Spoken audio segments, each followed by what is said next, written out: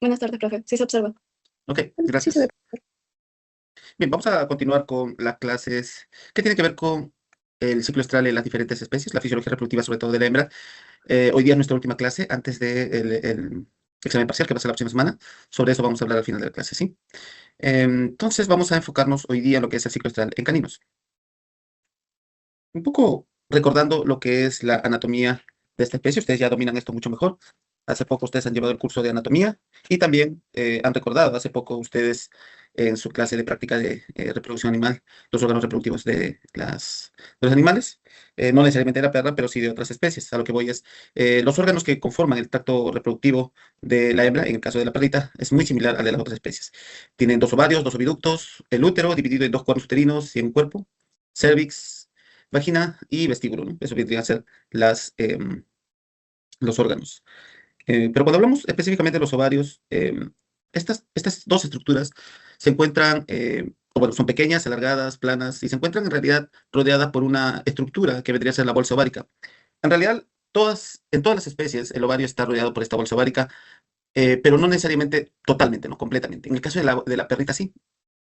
En este caso, la bolsa ovárica cubre totalmente al ovario, lo que hace un poco diferente. Esta bolsa ovárica está conformada por tres componentes: el mesosalpinx, el mesovario y el infundibulum. El infundibulum que es parte del oviducto, que es responsable de captar los ovocitos que van a ovular y llevarlos directamente hacia el oviducto para que se produzca la fecundación. Entonces, eso es muy importante tener en cuenta. El ovario en los caninos se encuentra sostenido por dos ligamentos, en este caso en la parte craneal. Si vemos aquí, por ejemplo, en este gráfico, la parte craneal del ovario se encuentra, digamos, hay una comunicación con el peritoneo mediante este ligamento llamado el ligamento suspensorio. Mientras que el otro lado, en la parte caudal del ovario, hay otro ligamento que une el ovario justamente con la parte terminal de los conos uterinos. En este caso, el cono uterino izquierdo, el derecho. Este ligamento se llama el ligamento propio del ovario. Son dos ligamentos entonces que van a sostener. ¿Y por qué es importante que nosotros podamos recordar esto? Porque existe el ligamento suspensorio en estos animales que ustedes más o menos, no sé si a este punto ya ustedes saben que una de las técnicas más comunes para hacer la castración en perras es realizar la ovarioesterectomía, o sea, la extirpación tanto del ovario como del útero. Entonces, lo que se hace ahí es hacer ligazón, una ligadura, perdón, del ligamento suspensorio, valga la redundancia, y ahí hacerle el corte. Lo que pasa que a veces el corte, se hace la ligadura y el corte se hace muy lejano a lo que es la ligadura y permite que haya, digamos, o que quede, ¿no? Más o menos un pedacito, más o menos así, por ejemplo, del ovario. Si queda un pedacito del ovario, este pedacito, basta un pedacito de lo que quede, puede inducir a que haya los cambios característicos que tiene la perra, ¿no? O sea, que entre el celo, que haya ciclo y todo lo demás. Esto obviamente no es recomendable porque si le hicimos la castración no debería entrar en celo. Puede hacerlo siempre y cuando quede este remanente del ligamento suspensorio del ovario. Entonces, por eso les recalco para que ustedes tengan en cuenta en sus clases de anatomía, perdón, de cirugía, que tiene que tener en cuenta esta parte. El útero es bicornual, largo, no tiene las curvaturas de las otras especies, ¿ok? En el caso del cervix, miren, el cervix sí tiene una diferenciación. El cervix tiene un orificio cervical interno y un orificio cervical interno viene a ser aquella que va, es del canal cervical, que va hacia el útero, y el otro orificio cervical externo es el que va hacia la vagina. Entonces, este canal cervical, que en otras especies normalmente es horizontal, en la mayoría de especies es horizontal, en el caso de los carnívoros, como por ejemplo la perra, la gata también, se hace un poco vertical. La posición de este canal se hace vertical. Y justamente el orificio interno, entonces se hace dorsal y el orificio externo se hace ventral. De esa manera tiene esa característica en esta especie. Luego tenemos que la vagina sí es horizontal, como estamos viendo, pero el vestíbulo, que es la otra parte del tracto reproductor, tiene una caída más o menos de 60 grados, lo que es muy importante tener en cuenta al momento de hacer la inseminación artificial. Cuando se hace la inseminación artificial, por ejemplo, se introduce la pipeta, ¿no? Más o menos en esta dirección, hacia arriba, en un ángulo de 60, como decíamos, para que llegue la pipeta hasta el techo. Una vez ahí, la pipeta de inseminación se pone horizontal para ingresar lo más profundo posible el semen en la inseminación. ¿Ok? ¿Alguna pregunta? ¿Alguna pregunta? ¿Todo claro? Ok. La pubertad en estos animales es dependiente principalmente del peso vivo, o sea, la nutrición es un factor muy importante, pero el otro es un factor no genético, o perdón, genético, que viene a ser la raza. ¿Por qué? Porque los perros tienen la característica de que tienen una gran diversidad morfológica en base a cuántas razas tenga. Existen razas pequeñas, razas medianas, razas gigantes o grandes, en los cuales el inicio de la pubertad va a ser diferente. Por ejemplo, en razas pequeñas, como en la foto ahí, en esa figura tenemos a un Yorkshire, que más o menos va a entrar entre los 6 a 10 meses, mientras que razas medianas como el Doberman puede entrar entre los 10 a 18 meses, pero tenemos razas grandes que pueden llegar inclusive a los 2 años a esperar a su primer pubertad. Entonces, un poco para entender esto es el siguiente. ¿Preguntas? ¿Todo claro? La perra es una especie monoéstrica. Y eso es muy importante diferenciarlo porque las otras especies que hemos visto, todas son poliéstricas excepto la alpaca, ¿no? Entonces tenemos poliéstricas anuales como la vaca, como la cerda, o poliéstricas estacionales, como el caso de la yegua, la oveja y la cabra. Pero esta es una de las pocas que hay, o sea, en realidad la única especie doméstica que es monoéstrica. Porque existen algunas otras, las salvajes, especies salvajes, que también expresan monoestricidad, pero obviamente eso no lo vamos a tratar. ¿Ok? Entonces, miren cómo llega a la perrita con las etapas del ciclo estral. Tenemos ahí que va a haber un proestro, que dura en promedio más o menos 7 9 días, el estro de 7 9 días, y el diestro, 60 días es más específico esto, ¿no? El diestro en la perra. Y luego de eso viene una etapa de anestro, ¿verdad? Una etapa de anestro. O sea, el anestro que se presenta en la perrita es un anestro fisiológico que forma parte del ciclo estral. No es como en las otras especies, que es un anestro fisiológico, pero debido al fotoperiodo, en el caso de la oveja y la cabra y la yegua, o anestros patológicos, ¿no? Que se pueden presentar. Pero no, aquí es fisiológico, pero que forma parte del ciclo estral. ¿Queda claro? Si yo les pongo aquí, les pregunto en esta figura, ¿qué etapa del ciclo estral que había en los bovinos no se encuentra presente en la perra? Metaestro. El metaestro no está presente, ¿verdad? Porque miren, vamos del estro hacia el diestro, entonces vamos a ver más adelante por qué no está presente. ¿Alguna pregunta aquí aparte? ¿Está bien? Miren aquí en este gráfico, vamos a observar el ciclo estral, cómo son los perfiles hormonales en la hembra en base al ciclo estral. Y decíamos, el anestro forma parte del ciclo estral de la perrita. Entonces, cuando está saliendo el anestro, empieza a haber actividad folicular y esta actividad folicular va a permitir que se eleve el estradiol. Pero miren cómo se eleva el estradiol, tanto así que el pico de estradiol se da en el mismo proestro para luego bajar. Esto no es normal, porque esta bajada del estradiol debería darse en el estro como en las otras especies, no, pero aquí es en el mismo proestro. Pero este crecimiento de estradiol ejerce una retroalimentación positiva sobre los niveles de LH. Y estos niveles de LH empiezan a subir, empiezan a subir. Y como empiezan a subir estos niveles de LH, el LH, ¿qué significa? Hormona luteinizante. Entonces, la elevación de este LH hace que las células de la granulosa del folículo empiecen a luteinizarse. Al luteinizarse esas células de la granulosa del folículo, empiezan a producir progesterona, sin haber ovulado, ¿eh? Sin haber ovulado, ¿por qué? Porque están luteinizándose esas células. Al luteinizarse, entonces empieza a producir progesterona. Y miren que al final del proestro, los niveles de progesterona empiezan a elevarse, ¿no? Empiezan a elevarse. Entonces, más o menos cuando se da el pico preovulatorio de LH, aquí en el estro, induce la ovulación más o menos 48 horas después del pico preovulatorio, miren ya los niveles aquí van a estar elevados. Entonces, estos niveles de progesterona que se están elevando durante el estro, ¿no? Durante el estro, ¿verdad? Em, nos van a ayudar más adelante, que vamos a tratarlo, para poder determinar, usando el dosaje de progesterona, determinar el momento de la ovulación en perritas, que es muy importante eso. ¿Queda claro? Porque está muy relacionado con el pico preovulatorio del LH.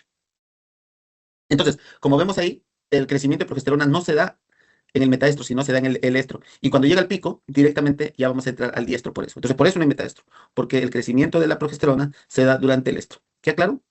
¿Alguna pregunta? ¿Preguntas? No hay preguntas. Entonces yo les pregunto, ¿por qué entonces se da el estro? ¿Por qué no se transforma en metaestro? ¿Por qué el pico de estradiol se da en el proestro y no en el estro? ¿Cuál sería la pregunta? La respuesta, perdón. Porque es raro, ¿no? Que se produzca esto. ¿Por qué se le llama estro en ese momento? Si el pico de estradiol está en el antes. ¿Qué significa estro? ¿Alguna hipótesis que tengan ustedes? ¿Ninguna? Bueno, eso va a venir en el examen, así que si no hay ninguna hipótesis, entonces les dejo como tarea. Miren, aquí cuando tenemos cómo es la fisiología del ovario en el ciclo estral, vamos a ver que, miren, aquí en el proestro vamos a encontrar los folículos dominantes. Claro, porque si el estradiol va a estar elevado durante el proestro, vamos a encontrar los folículos preovulatorios, inclusive aquí, dominantes y preovulatorios, gran cantidad. Entonces, Por ejemplo, si yo quiero hacer una evaluación del ovario, el mejor momento, mediante ultrasonografía, el mejor momento para realizar la ultrasonografía es en proestro. ¿Por qué? Porque los folículos van a estar grandes y se van a observar muy bien. En realidad se observan muy bien ya en esta etapa. En el estro vamos a observar cómo se produce la ovulación, o sea, vamos a ver puntos de hemorragia porque ha habido la ovulación. En el diestro van a estar los cuerpos lúteos presentes en los ovarios. Y en el anestro, miren, no va a haber actividad porque el anestro, creo que aquí no lo dijimos, miren, en el anestro, después del diestro viene el anestro, todas las hormonas, todas van a estar basales. Al no haber hormonas, al no haber secreción de hormonas porque están basales, los ovarios van a estar, ¿no? Atrésicos probablemente, sin ninguna folículo que esté presente, etcétera, durante el anestro. ¿Alguna pregunta aquí? ¿Aló? ¿Están vivos? Ok. No hay. Cuando vemos la conducta sexual en base a la etapa del ciclo estral, vamos a observar, ustedes miren que hay un proestro, un estro, un diestro, o sea, en el proestro, la hembra va a estar receptiva, perdón, va a atraer a los machos, pero no va a ser receptiva. Mientras que en el estro sí va a ser receptiva, ya la hembra recién en este momento en el estro va a estar receptiva. En el diestro y en el anestro no hay receptividad a la monta, los animales pueden estar tranquilos, jugando o peleando, ya depende mucho del comportamiento de cada uno de ellos. Pero esos son más o menos los comportamientos que vamos a ver en base a las etapas del ciclo estral. Cuando se hace una evaluación clínica, también vamos a observar unas modificaciones. Por ejemplo, en el proestro, si recordamos en la primera diapositiva del ciclo estral, vamos a observar una eh, hinchazón, tanto de la vagina al vestíbulo y de la vulva de la hembra, una edematización de esto, y también la salida de líquido sanguinolento en el proestro. En el estro va a continuar, pero este hinchazón, esta edematización va a baja bastante y se va a ver muy poco o muchas veces ya no hay líquido sanguinolento, pero eso no quiere decir que no pueda haber. Puede haber. En algunos casos puede seguir el líquido sanguinolento y la hembra ya está en estro, ¿no? En el diestro todo está normal, la vulva normal. Puede haber un desarrollo mamario, aquí como estamos viendo aquí. Estoy aquí, un desarrollo mamario sin estar inclusive preñada en el diestro, ¿ok? Pero ese es ya producto que lo vamos a ver más adelante. Y en el anestro es un poco también similar con el diestro, donde todo está normal. Pero normalmente en el anestro no debería haber desarrollo mamario si es que lo hubiera, ¿no? En el diestro no necesariamente hay, ¿eh? Puede haber. ¿Ya? Pero definitivamente en el estro no debe haber. ¿Alguna pregunta acá? Profesor, Sí. en la diapositiva anterior de conducta sexual, ¿solo en el proestres que atraen los machos o en las demás etapas también? No, la atracción es en el proestro y en el estro, la atracción. Solo que en el proestro no acepta al macho y en el estro sí acepta al macho. Pero hay atracción Ah, en ya, profesor, ambos. gracias. ¿Ok? ¿Alguna otra pregunta? Si no, yo le pregunto, otra pregunta examen. ¿De dónde proviene el líquido sanguinolento? ¿De qué parte del tracto reproductivo viene el líquido sanguinolento?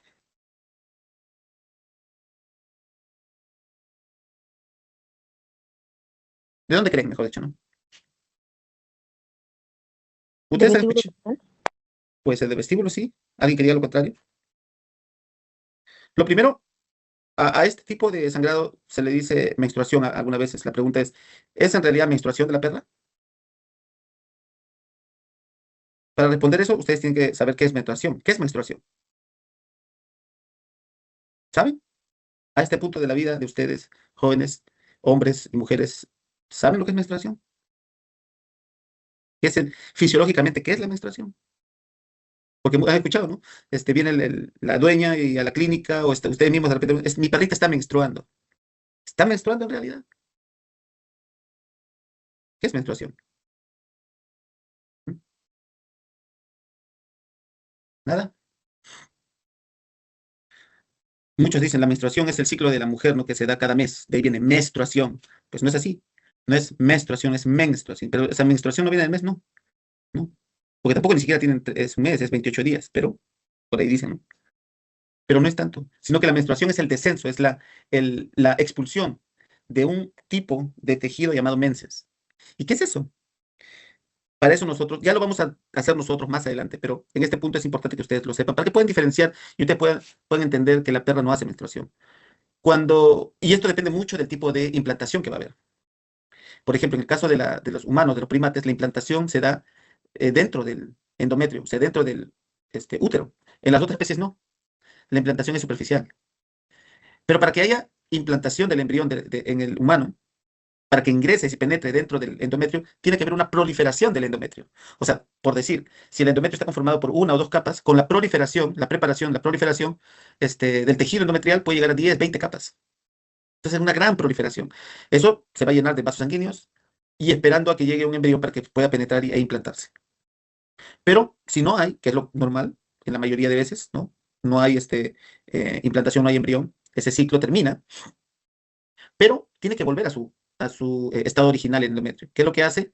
Entonces tiene que perder todo ese tejido extra que se ha formado en el endometrio y eso obviamente está lleno de vasos sanguíneos. Entonces lo que hace es simplemente en el endometrio, en la primera capa de endometrio, empieza a haber una vasoconstricción y esto hace que no llegue flujo sanguíneo al tejido.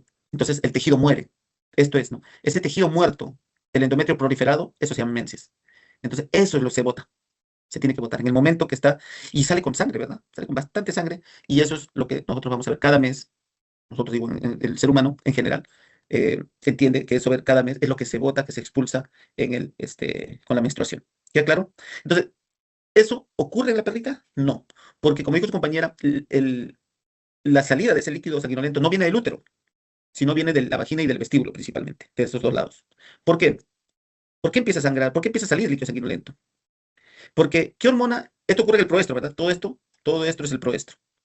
En el proestro, ¿qué hormona está elevadísima, elevada, elevada? ¿Qué hormona está elevada, elevada en el proestro? Lo vimos ahorita. ¿Cómo se llama la hormona? Estradiol. El estradiol está Estradiol. tremendamente, claro, está elevado tremendamente en el proestro. ¿Qué es lo que hace el estradiol? Es permitir un aumento de flujo sanguíneo en el vestíbulo y en la vagina. Aumenta el flujo sanguíneo, o sea, llega más sangre. Al llegar más sangre, ¿no?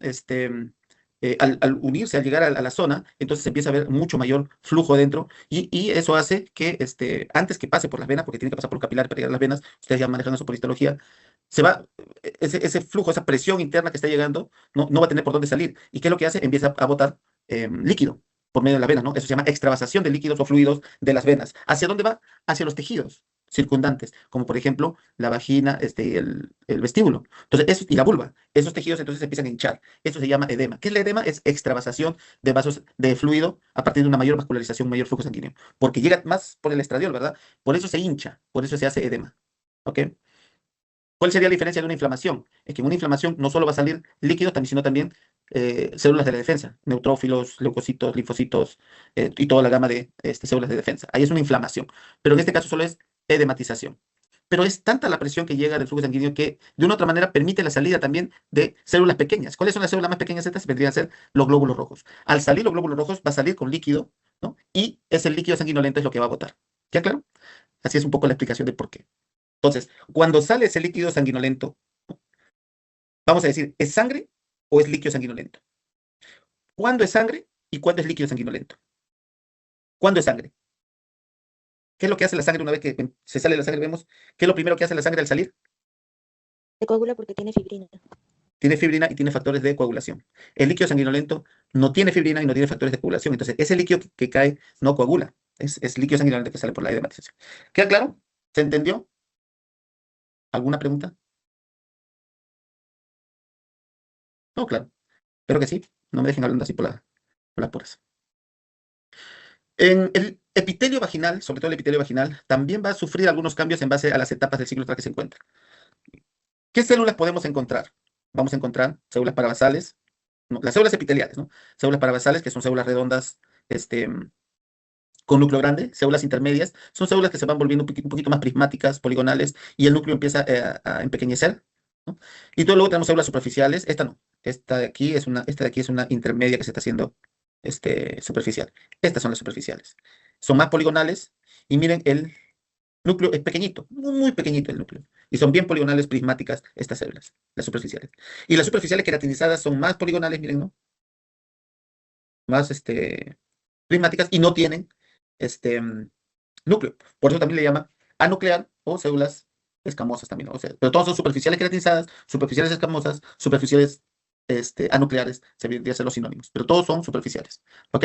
Entonces, en el proestro encontramos, ¿qué otras células más podemos encontrar? Los glóbulos rojos, porque acuérdense que hay salida de líquido en el líquido sanguinolento, y podemos encontrar neutrófilos también en el frotis. Otra célula que podemos encontrar podrían ser los leucocitos. Los leucocitos son células de la defensa, más o menos grandecitas que tienen un núcleo muy grande. También le llaman monocitos esto, ¿no? Porque tienen un solo núcleo, mientras que neutrófilos o segmentados son aquellos que tienen el núcleo justamente en varios lóbulos. ¿Ok? Entonces, cuando en la etapa del proestro vamos a encontrar a todas, la mayoría de estas células presentes. En el estro vamos a encontrar un mayor número de células queratinizadas, pero no crecen, sino superficiales queratinizadas. Y superficiales queratinizadas, o sea, 80% superficiales, ¿ok? Pueden ser queratinizadas, anucleares o escamosas, lo que sea, pero superficiales. Y en el diestro vamos a encontrar más parabasales e intermedias, entonces más o menos un 50% de parabasales y un 30% de intermedias, más o menos al igual que en el estro es un 80% pero de parabasales e intermedias, ¿ok? Y en el anestro vamos a encontrar la mayor cantidad, todo es parabasales, ¿no? Parabasales, un poco de intermedias, pero la mayoría es parabasales, ¿ok? Esto lo van a hacer ustedes en práctica. Esta semana les toca o ya hicieron la práctica hoy día. ¿Cuándo les toca esta práctica? Jueves, El profe. jueves. El jueves. Entonces, esto, la citología, les toca, ¿verdad? Esta semana, ¿no? ¿Les han dicho? ¿Sí? Sí, ¿O no? profe. ¿Y tienen que traer perrita? Sí, profesor. Ya, ok. Acuérdense que creo que hay unos lineamientos ya ahora para que ustedes pidan ingreso y acceso de los animalitos. Entonces, no se olviden, el delegado, ustedes, los que están comprometidos a traer el perrito, tienen que seguir unos requerimientos, ¿verdad? Eso ya saben, ¿sí? O sea, no vayan a venir ese día nomás y no les van a hacer pasar, ¿ah? Así que consulten. ¿Sí saben este delegado está acá presente? ¿No? No están. Pero los demás, ¿saben o no? Sí, profesor. Ok, entonces no se olviden, ¿eh? No quiero que tengan problemas. Cualquier cosa, si no, escriben a la doctora, ustedes deben estar con la doctora Paula y con la doctora Danitza, ¿verdad? Entonces coordinen bien con ellas, ¿ok? Entonces no se olviden. Esto un poco para que entiendan de dónde vienen las células. Este es un epitelio, el epitelio vaginal. Y acuérdense que como todo epitelio, no como si fuera, por ejemplo, la piel, tiene un estrato germinal. El amarillo, la línea amarilla representa el estrato germinal, que inmediatamente hacia arriba está el estrato basal. O sea, hay células basales encima de este estrato germinal. Lo que pasa es que las células basales están en continua regeneración, están regenerándose. Entonces, después de un tiempo, el estrato germinal produce nuevas células basales y estas células basales son empujadas hacia arriba. Estas células basales, que son más, digamos, viejas en comparación con las nuevas que han salido, se convierten en células parabasales, ¿no? Células parabasales, que digamos están inmediatamente, ¿no? Por aquí, todas las células parabasales. Estas células parabasales aún pueden utilizar nutrientes del estrato germinal, pero no mucho. ¿Por qué? Porque después van a salir nuevamente más células basales y van a empujarlas. Al empujarlas, estas células parabasales ya no van a tener acceso a los nutrientes y van a morir. Al morir, primero se van a convertir en células intermedias, ¿no? Las células intermedias que vamos a encontrar un poquito más arriba, ¿no? De repente por acá, las células intermedias van a estar en este estrato, que son las mismas parabasales que están muriendo.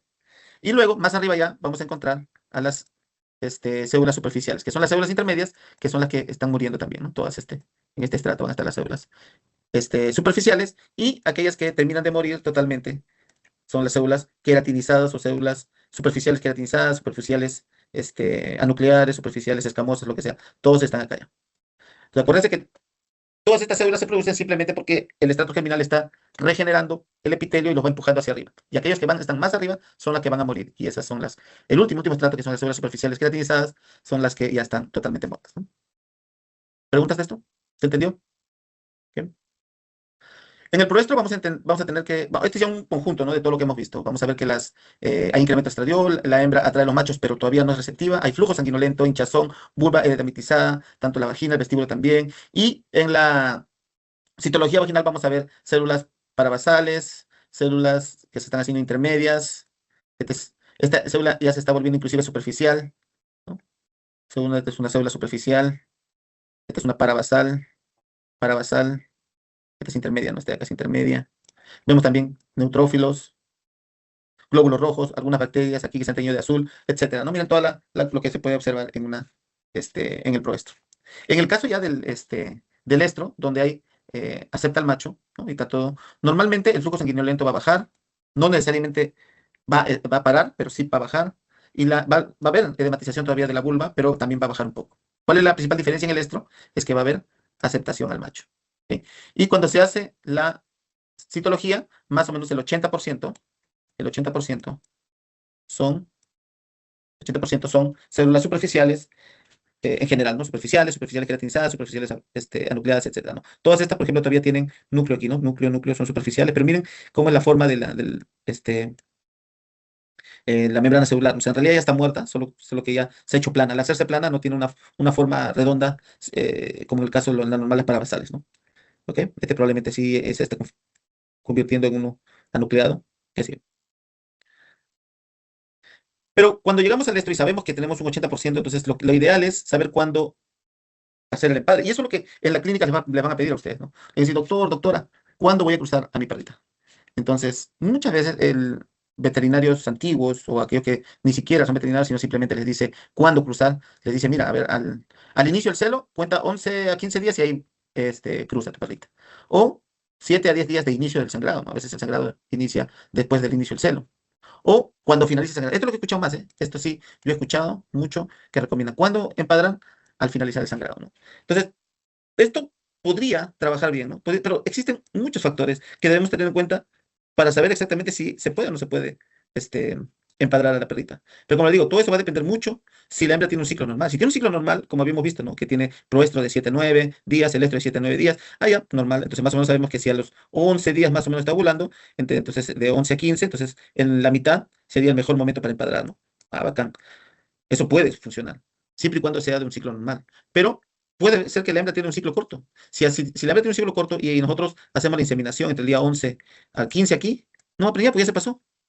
O si tiene un ciclo largo también, ¿no? Si hacemos la inseminación entre el día 11 a 15, estamos muy temprano, no va a preñar porque tiene un ciclo largo.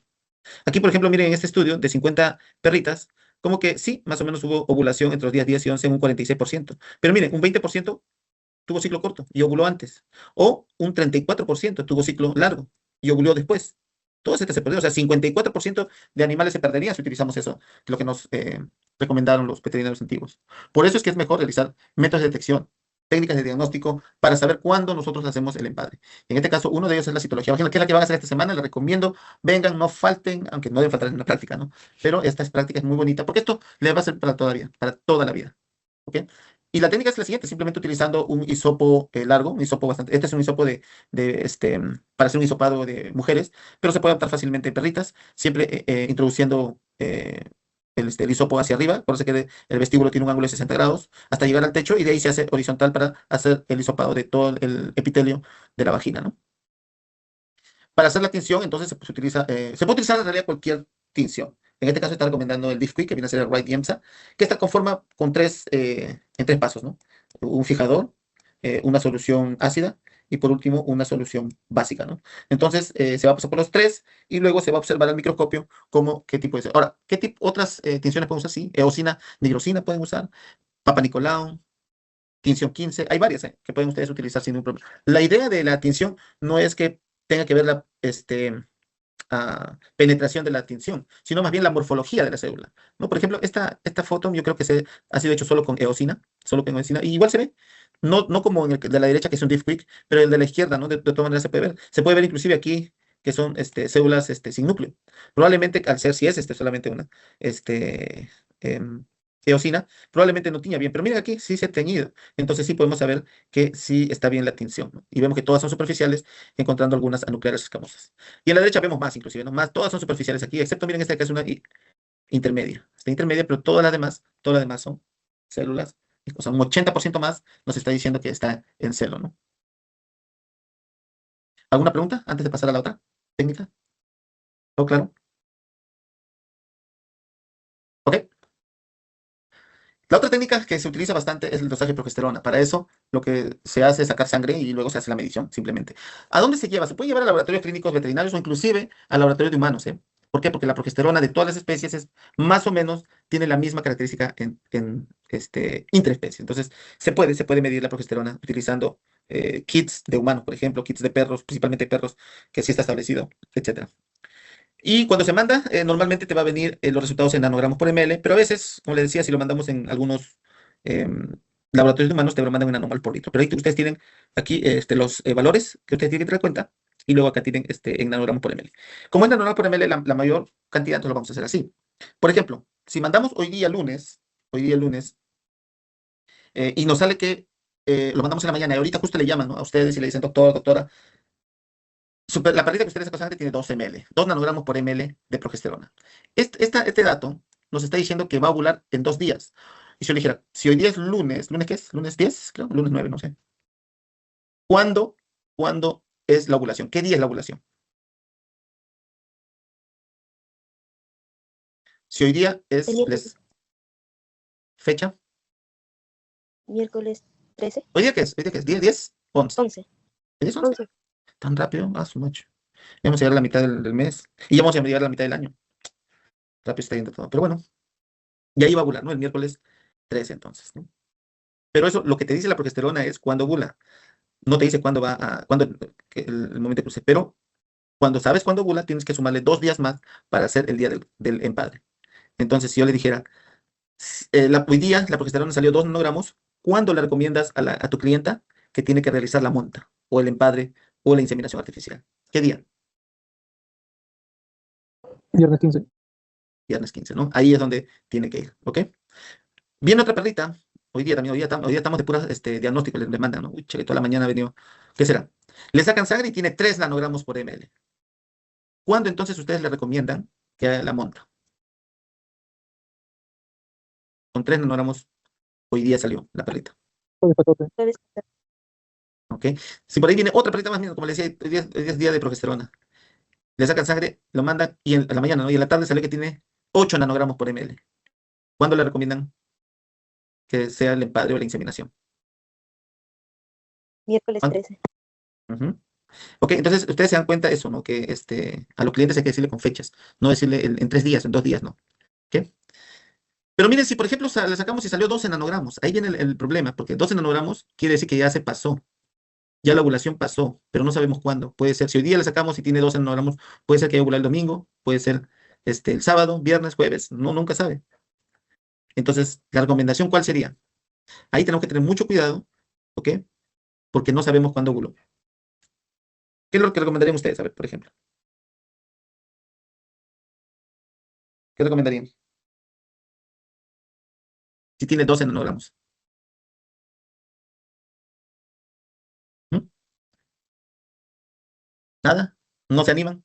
Llamen al veterinario, vas a decir. Ustedes son veterinarios, o van a ser. Hay que tener esto. Los dueños son complejos, en realidad. En nuestra profesión tenemos que saber lidiar con los dueños, especialmente cuando sus mascotas lo tienen como miembro de la familia, ¿no?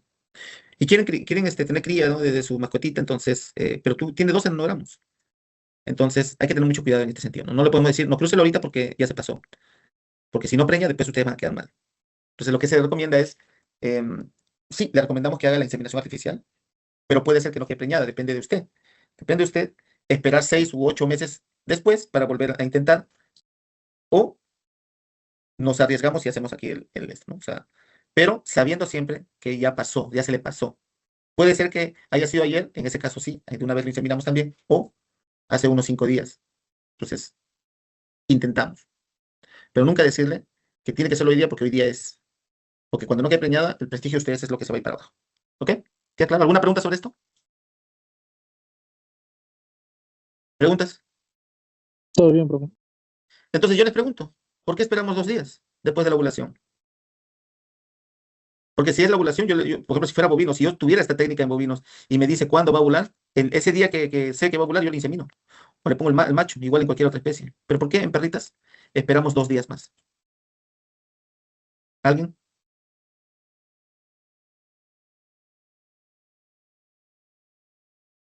Pues tiene que preguntar. Ustedes no están al tanto, ustedes no están atentos ustedes a su clase, están pensando en que ya va a comenzar la Rosa de Guadalupe o esto es guerra.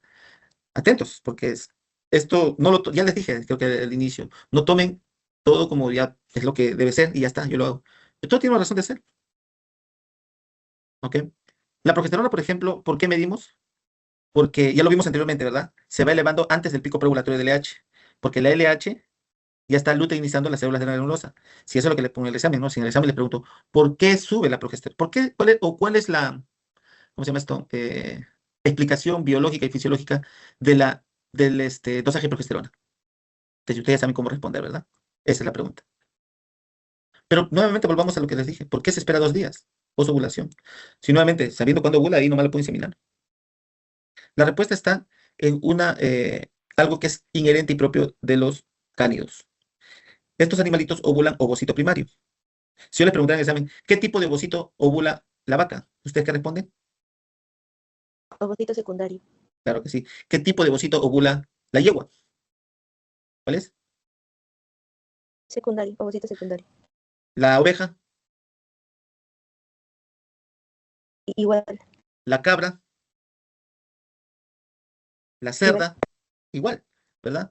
¿Cuál es la única especie de las que aquí que trabajamos, ¿no? Que ovula un ovocito primario? Es la perrita, ¿ok?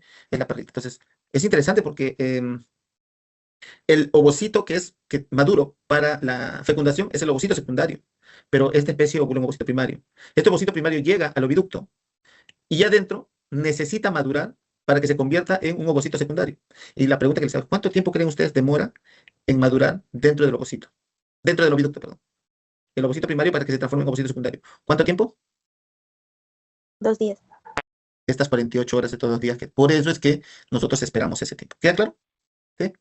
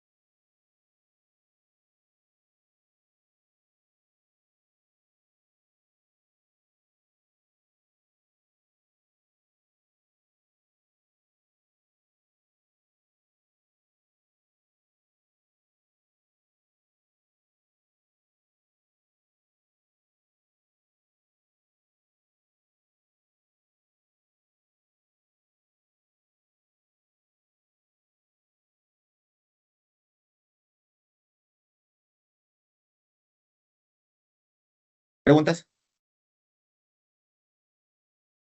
Todo claro. El diagnóstico de gestación, ¿no? Si se hace la inseminación, el empare y todo eso, se puede realizar. En realidad, no es que se pueda, sino que se deba realizar con la ultrasonografía. Palpación, balotaje, no sirven. Te va a llevar falsos positivos o falsos negativos. Se puede más o menos predecir que está preñada más o menos a los 35 o 40 días cuando ya empieza a desarrollarse la glándula mamaria, pero muy, muy tardío. Y muchas veces nosotros queremos el diagnóstico lo más temprano posible, ¿no?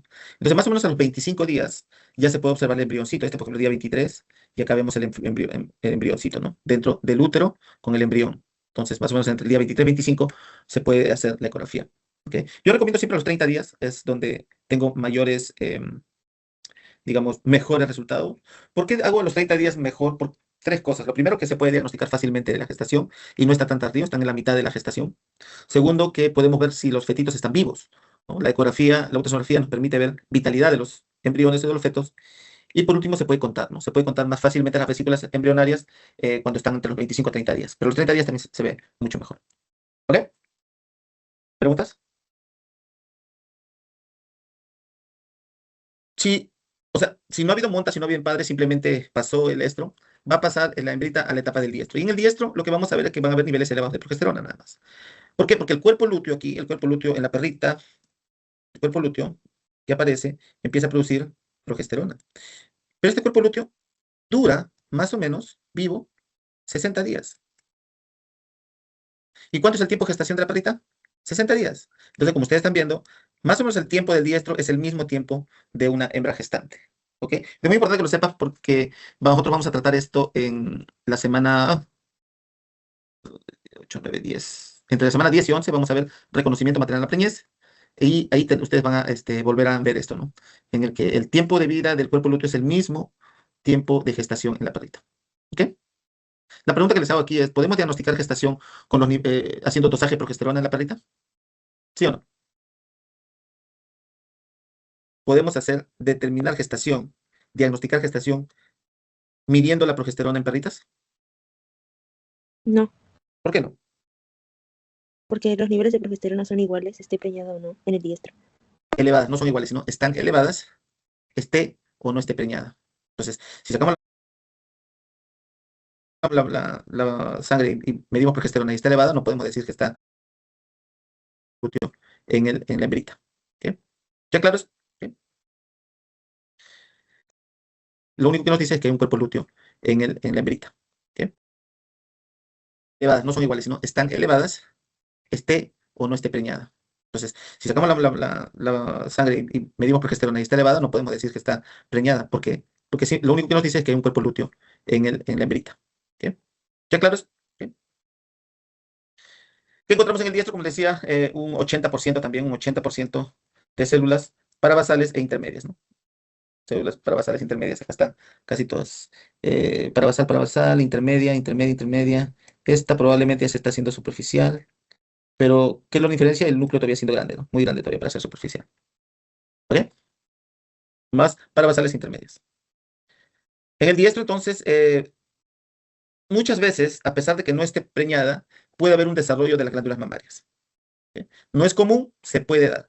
Se puede dar. A pesar de no estar preñada, se puede dar el desarrollo de las glándulas mamarias. ¿Esto por qué? Porque en algunas hembras se va a elevar la prolactina.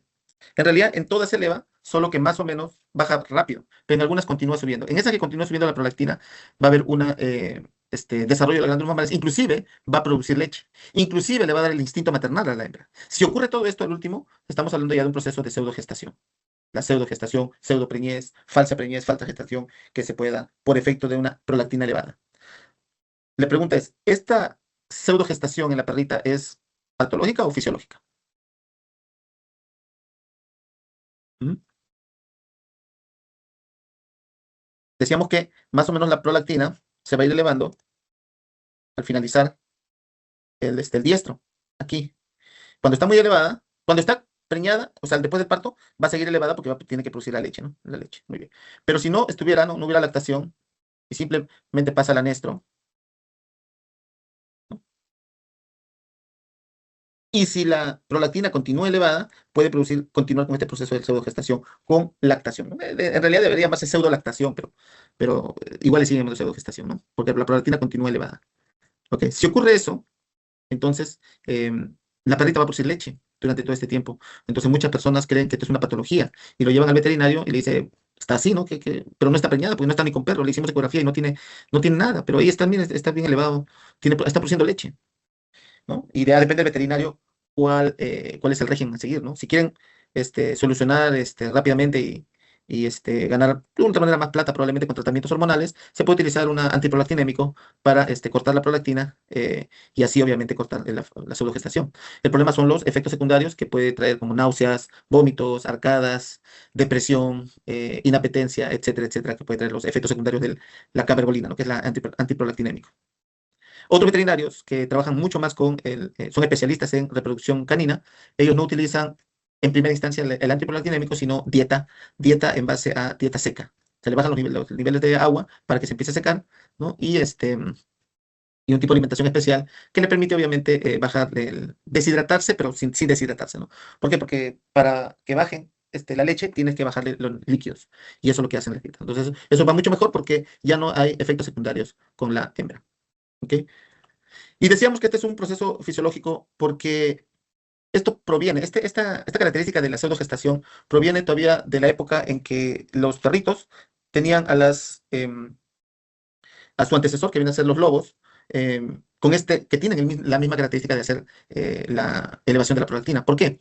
Porque los lobos en general se manejan en base a sus dos animales alfa, ¿no? La hembra y el macho alfa. Pero sobre todo la hembra alfa es muy agresiva, muy dominante, mucho más que el macho. Y esta hembra es inclusive la que lidera la caza, la cacería. Pero también es la única que se preña en la manada, ¿no? De lobos. Entonces, cuando le toca preñarse, cuando le toca parir, ella no puede darse el lujo de estar lactando a las crías porque tiene que llevar a todo el grupo a cazar. Entonces, la naturaleza, ¿no? Ha hecho de que las hermanas o las tías de estas perritas, de los perritos, cachorritos produzcan leche. Gracias a este proceso de pseudogestación, en realidad es una elevación de la prolactina, hace que puedan producir leche y se conviertan en las nodrizas de estos cachorros. Por eso la madre no necesita ya darle lactar. Característica o este comportamiento fisiológico que está dentro de los genes de los cánidos ha quedado en algunos de estos animales, ¿no? Todavía porque son descendientes de estos mismos. Y esto hace que puedan tener esta pseudogestación, que no es mala, solamente hay que entender que proviene de sus antepasados que vienen a ser los lobos. ¿Alguna pregunta? ¿Any question? Oh, claro. ¿No? Entonces, acordarse de eso, ¿no? Que en la pseudogestación, inclusive, muchas personas, inclusive ven que no, que tiene este problema y le dan unos cachorritos, dice para que no esté triste. Pero esto en verdad es contraproducente, porque esto le está dando más, digamos, ánimos a estos animales para que piensen que estén con cría. Y la idea más bien es eliminar esto. O sea, así que en el comportamiento canino hay que evitar, sobre todo cuando tiene pseudogestación, hay que evitar que ocurra esto. Bien.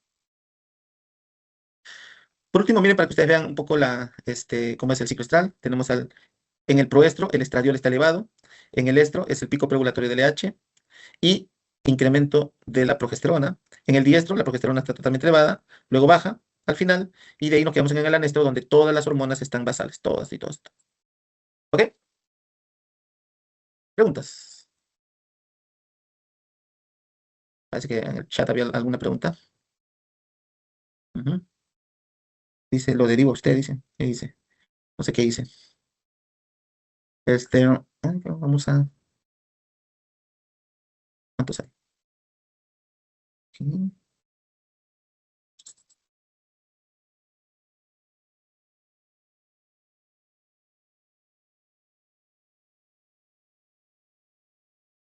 Agurto, Presente, profesor. Aquino, Presente. Campuzano, Presente, profesor. Buenas tardes. Choque, buenas tardes. Choque, Presente, profesor, buenas tardes. buenas tardes. Dávila, Presente, profesor. Echevarría, Presente, profesor. Espinosa, Presente, profesor. Evangelista, Presente, profe. Herrera, Guayas, Presente, profesor. Maldonado, Presente, profesor. Morales, Presente, profesor. Pauca, Presente, profesor. Pérez, Presente, profesor.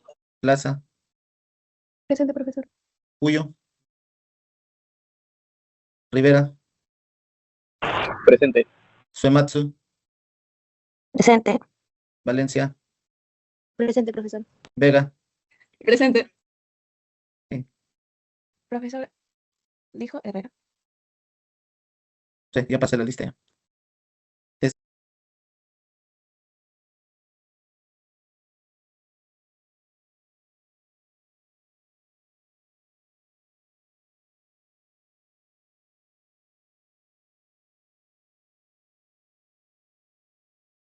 ¿Aló? Bien.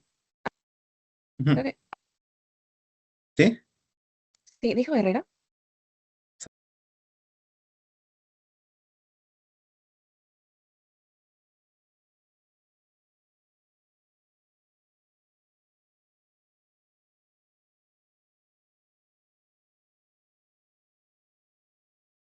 Rato. Creo que tengo problemas con el internet, entonces lo escucho atrás. Ok. ¿Qué?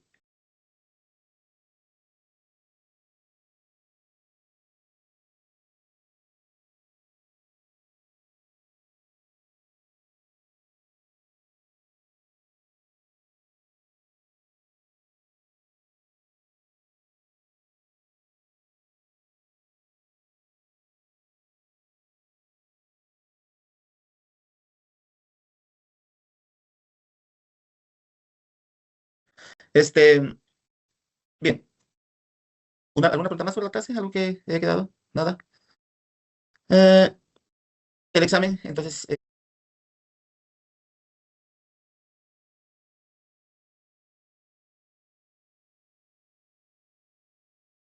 eh, el examen parcial va a ser un examen virtual. La vez pasada yo les había dicho que iba a ser examen presencial, pero ahora que recién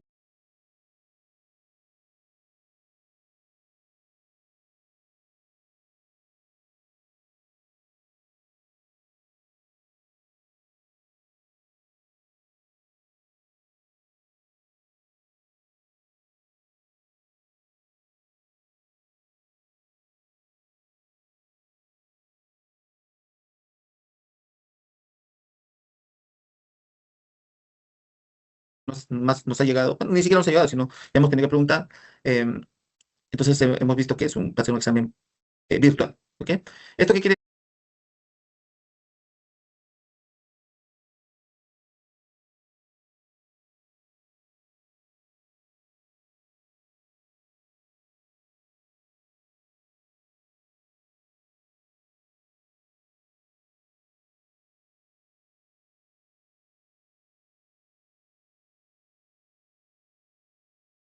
Decir que ustedes van a tener que tener su cámara prendida. Por favor, esto está siendo grabado y se les está diciendo aquí con tiempo. Tiene que tener su